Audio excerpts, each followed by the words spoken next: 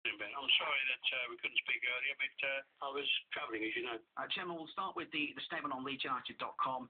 The club have dispensed with the services of Simon Grayson and his coaching staff. Can you give us the thoughts behind this decision? Well, I think that, first of all, we have to acknowledge the fact that in the previous 3 seasons, Simon got us to the playoff semi-finals. He won us promotion the next year. Last year we finished 7th. And contrary to some of the nutters on tweet and Twitter, we backed him all the way.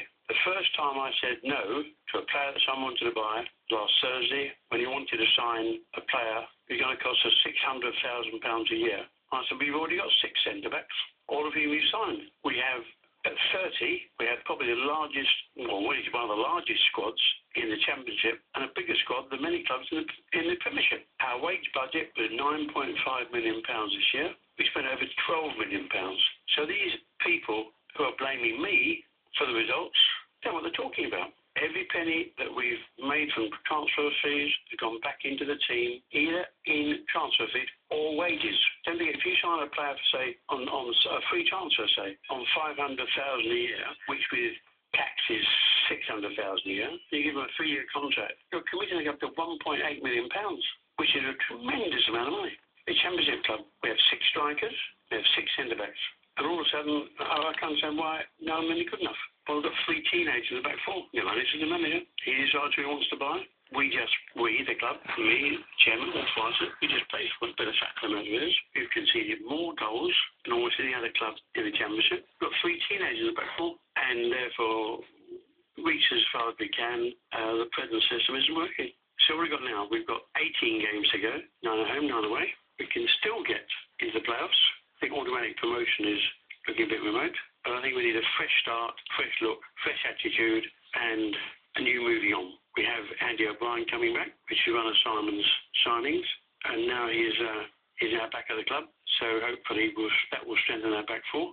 So we'll see what happens in the last quarter of the season. Do you have confidence in the squad and the players at the club that they can make this charge? Well, Simon told me in November we were going to win promotion. These players haven't become bad players overnight. They've got a problem there somewhere, but don't know what it is. But I'm a bit disappointed when Simon said after last night that he's working with financial constraints. Jesus, nearly 30% over budget on players' wages. People are, some of the fans are banging about loan players. Who scored the winner against us when we played at Emirates? It was a loan player, wasn't it? Do you know what I mean? It's not a question of how much you spend on the transfer fee. It's a question of the quality of player you get. It's a free player, free transfer, where you pay £35 million for a Cowell or £50 million for a Torres. So money itself doesn't mean anything. The important thing is quality and value for money. And what I don't understand is why we are where we are with what we spent. I mean, don't forget, when we were beaten by Barnsley 4-1, their wage bill was £4.5 million. Ours was £11.5 million. So clearly we're not getting value for money, are we?